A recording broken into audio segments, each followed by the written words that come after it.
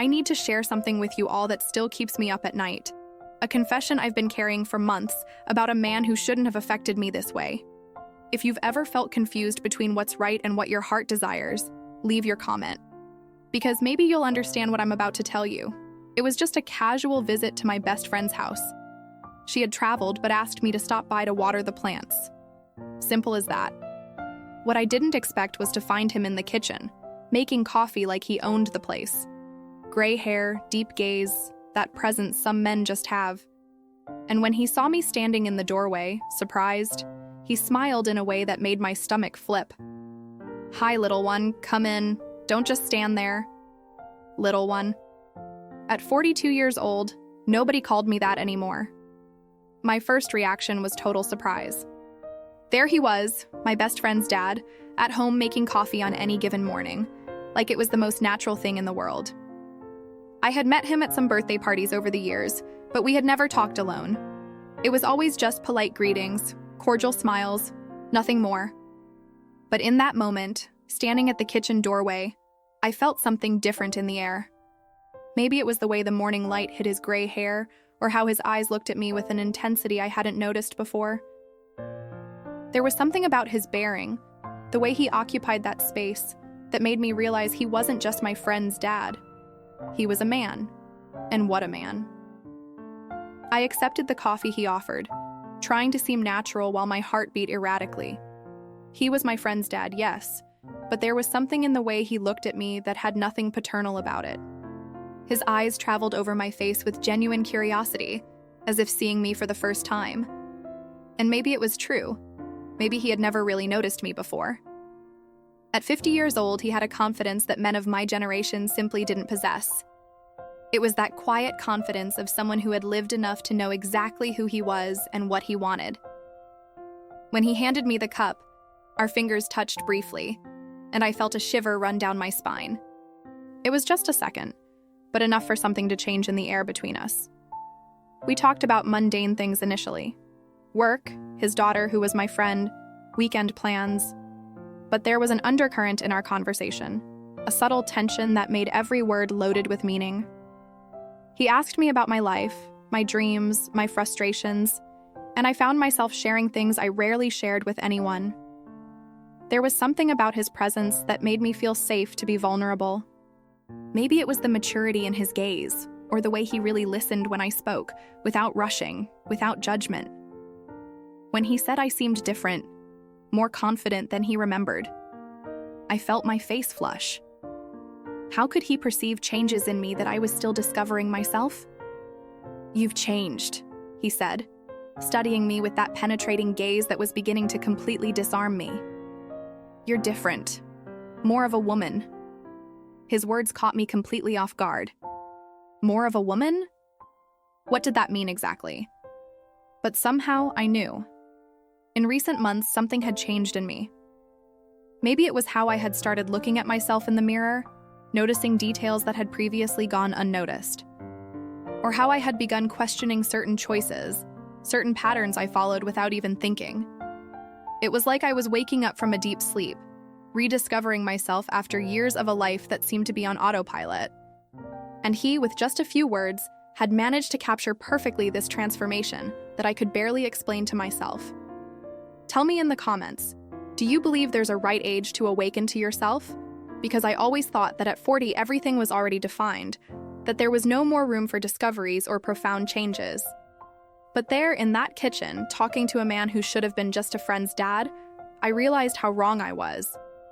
He suggested showing me the renovations he had made to the house, and I accepted without hesitation, curious to prolong that moment that made me feel so alive.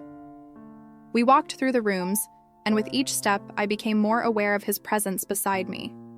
He explained the details of the changes with genuine passion, and I got lost not so much in the words, but in how his eyes lit up when he talked about something he loved. It was impossible to ignore the masculine scent that emanated from him, a mixture of wood, coffee, and something indefinable that left me slightly dizzy. His hands, when pointing out decoration details, were firm and expressive, hands of a man who knew exactly what he wanted from life and wasn't afraid to go after it. There were calluses on his fingers, marks of a life lived with intensity, and for some reason this fascinated me. How many times had I been close to men with hands too soft, who had never really fought for anything? Here was someone different, someone who carried stories in every expression line, in every measured gesture. When he lightly touched my arm to guide me through a narrow hallway, I felt like an electric current ran through my entire body. "I like women who know what they want," he commented out of nowhere, catching me completely off guard as we observed the view from the master bedroom window. We stopped there, very close to each other, and I felt my breathing change.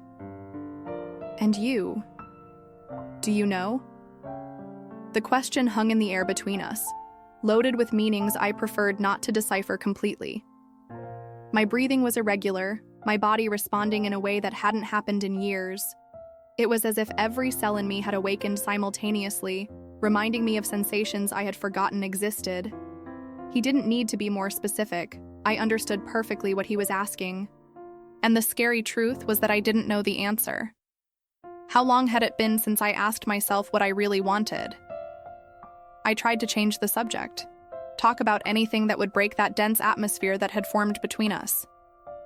I commented on the decoration, on how cozy the house had become, on plans my friend had mentioned. But he didn't let himself be easily distracted, keeping that fixed gaze on me as if he could read every thought I was trying to hide. It was disconcerting and magnetic at the same time. "You don't need to pretend with me, little one," he murmured, using again that nickname that completely undid me. There was something in the way he said that word, as if it were a secret shared only between us. I recognize a woman who's rediscovering herself. How could he know me better than I knew myself? How could he see through all the masks I didn't even know I wore? We stood in the hallway, very close, and I could feel the heat emanating from his body. He was tall, solid, with that presence that occupied space naturally. There was nothing tentative about his movements, nothing insecure. He was a grown man, someone who knew his own worth and didn't need to prove anything to anyone. This left me completely vulnerable, because how long had it been since I felt this way near someone? How long since I felt small and protected at the same time? He brought his face close to mine, so slowly that I could have pulled back at any moment. But I didn't pull back. My body had become complete betrayal, responding to a will that my mind was desperately trying to control. When he whispered my name, I felt like my entire world trembled. "Tell me honestly, do you believe that some encounters are inevitable, even when they shouldn't happen?" Because in that moment, standing in the hallway of my best friend's house, with her dad inches away, I had the absolute certainty that this wasn't coincidence. It was as if the universe had conspired to put us in that situation, at that exact moment when I was vulnerable enough to feel everything with such intensity. He rested his forehead against mine, breathing deeply, as if fighting against himself. "You have no idea what you do to me," he whispered, so low I could barely hear. His words were like a punch to the stomach, not of pain, but of recognition. Because I knew exactly what he meant. The tension between us was palpable, forbidden, delicious, and scary at the same time.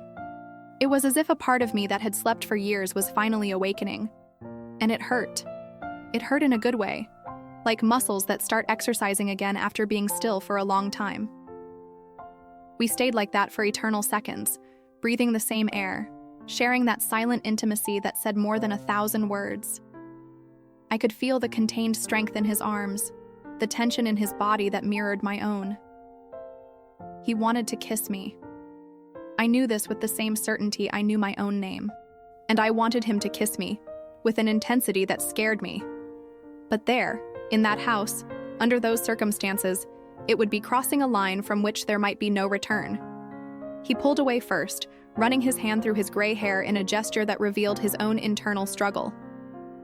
"Sorry," he murmured, but his eyes said otherwise.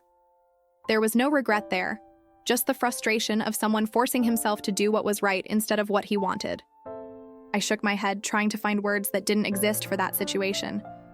How to explain that I didn't want his apologies? How to say that for the first time in years I felt completely alive? We walked back to the living room in silence, but the air between us remained charged. Every movement of his hypnotized me. The way he walked, how his hands moved when he spoke, how his eyes always returned to me even when he pretended to pay attention to something else. We sat on the couch to finish our coffee, maintaining a safe distance that fooled no one. The conversation flowed again, but now there was an additional layer, a mutual awareness of what had happened in the hallway. He told me about his projects, his passions, his dreams for the future, and I got completely lost in his words. There was genuine passion in the way he talked about life, an intensity that made me question how long it had been since I myself felt passion for anything. When he asked about my dreams, I was silent for a moment too long. The truth was that I had stopped dreaming so long ago that I didn't even remember what it was like.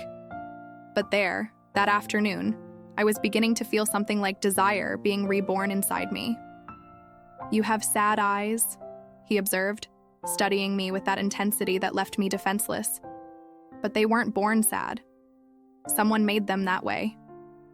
His words hit me like a precise blow. How could he read things in me that I couldn't see myself? I felt tears threaten to surface, but not from sadness, from relief. Relief that finally someone had managed to really see me, beyond social masks, beyond the polite smile, beyond the persona I presented to the world. He had seen me, the real me, and hadn't run away. On the contrary, he seemed fascinated by that woman I was beginning to rediscover myself. When he extended his hand and gently touched my face, drying a tear I hadn't even realized had fallen, I felt like my heart was going to explode. The touch of his hands on my face was like a revelation. Large hands, calloused, secure. Hands of a man who knew exactly how to touch a woman. There was no rush in his movements, nothing tentative or insecure. It was as if he knew my body better than I did, as if he knew exactly where to touch to make me forget everything that wasn't that moment. I closed my eyes and allowed myself to feel, really feel, for the first time in years. His hand traveled over my face with a delicacy that contrasted with the strength I could perceive contained there. When I opened my eyes, he was watching me with an intensity that made me blush to the roots of my hair. "You're beautiful," he whispered, and for the first time in a long time, I believed it.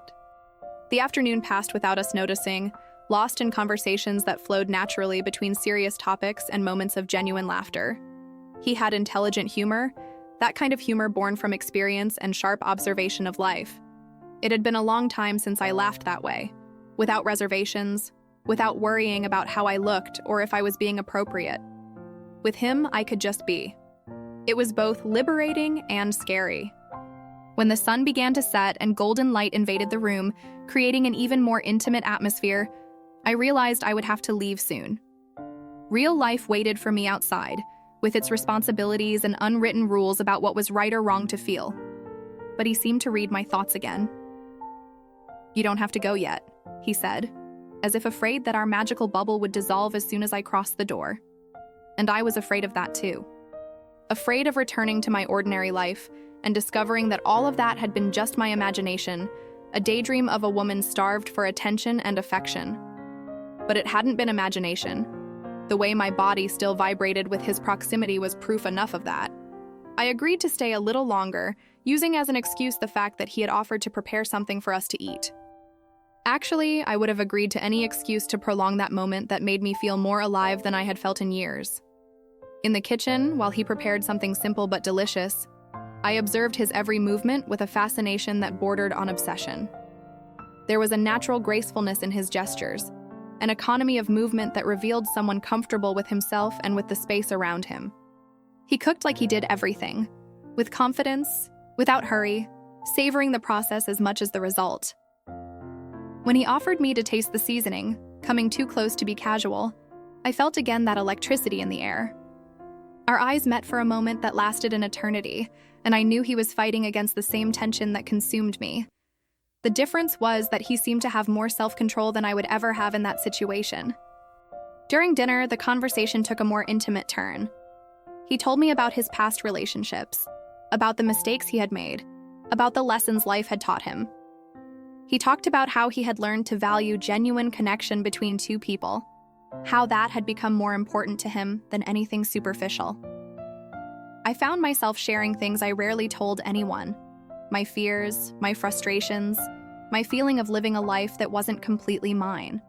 He listened without judging, without trying to give me unsolicited advice, just absorbing my words as if they were precious. When we finished eating, the silence that settled between us wasn't uncomfortable. It was loaded with unspoken possibilities, contained desires, an intimacy that went far beyond the physical. The moment came when I really couldn't delay my departure any longer. He walked me to the door, walking slowly as if he also wanted to prolong our goodbye. At the threshold, we turned to each other, and for a moment it seemed he would finally do what we both wanted: kiss me. He approached, his hands found my face again, and I closed my eyes, waiting. But instead of the kiss I longed for, I felt only his lips lightly touching my forehead, in a tender and protective gesture that somehow was more intimate than any kiss could have been. "Take care, little one," he murmured against my skin, and I felt my heart break and rebuild itself at the same time. I left his house without anything having actually happened, and at the same time, everything had changed. He didn't kiss me, didn't touch me beyond those moments of charged intimacy in the hallway and at goodbye, but he awakened something in me that I didn't even know existed. A hunger for living that I had forgotten, a desire to rediscover myself that scared and excited me in equal measure. In the car, before starting the engine, I spent a few minutes just breathing, trying to process what had happened to me that afternoon. I felt like a teenager who had just experienced her first love, but with the awareness and intensity of a mature woman who knows how to recognize something special when she finds it. Since then, I avoid going to my friend's house when I know he might be there. Not because I don't want to see him, but because I want to too much. Because I know that next time, maybe my resistance won't be so strong, and maybe his won't be either. Because I recognize in myself a woman I never thought I was. Someone capable of desiring the forbidden, of questioning limits I had always respected without thinking twice. Life had taught me to be well-behaved, to follow society's unwritten rules, to always keep up appearances. But that afternoon with him had awakened a rebellious part of me that I didn't even know existed, a part that questioned why certain things were considered right or wrong when they didn't hurt anyone. He called me once, 3 days after that encounter. It was night. I was trying to distract myself watching television when the phone rang. As soon as I heard his voice saying my name, I felt like my entire world stopped. We talked for a few minutes about trivial things, but the tension was there, palpable even through the phone line. At the end of the conversation, when I expected him to say goodbye, he paused and said, with that deep voice that gave me chills all over, "I think about you, little one, much more than I should." Before I could answer anything, he hung up, leaving me holding the phone with trembling hands and my heart racing as if I had run a marathon. And I think about him too. More than I should, more than is prudent, more than I can admit to anyone.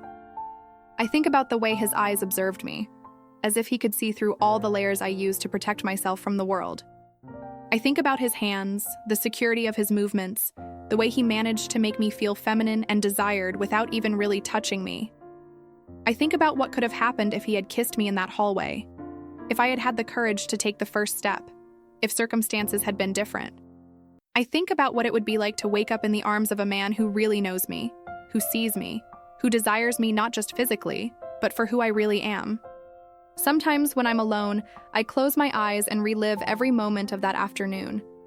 The smell of the coffee he made, the way the afternoon light hit his gray hair, the deep timbre of his voice when he called me little one.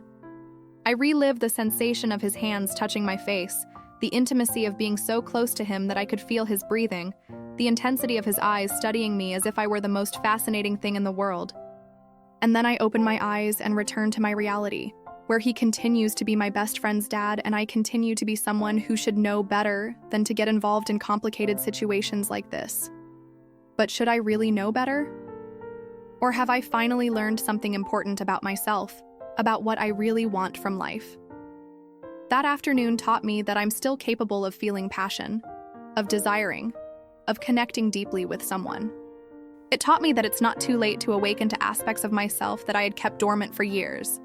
Maybe the most important thing was discovering that I'm capable of inspiring desire in a man like him, mature, experienced, confident in himself. For years, I questioned whether I was still desirable, whether I still had something to offer beyond pleasant company and intelligent conversations. That afternoon gave me a clear answer. I'm still a woman, with everything that implies. If you've experienced something similar, leave your comment. Tell me how you dealt with this unexpected awakening, with this conflict between heart and reason. Tell me what it was like to discover you were still capable of feeling passion when you thought that phase of life had already passed. Because sometimes love, or at least desire and deep connection, comes when we least expect it, in the most complicated circumstances, with the people we least should desire. And maybe that's not necessarily bad. Maybe it's just life reminding us that we're still alive, still capable of feeling, still deserve to experience the intensity of a true connection. I don't know if I'll see him again, or if I should try to see him. I don't know if I'd have the courage to face again that tension, that possibility of something really happening. But I know that afternoon changed something fundamental in me.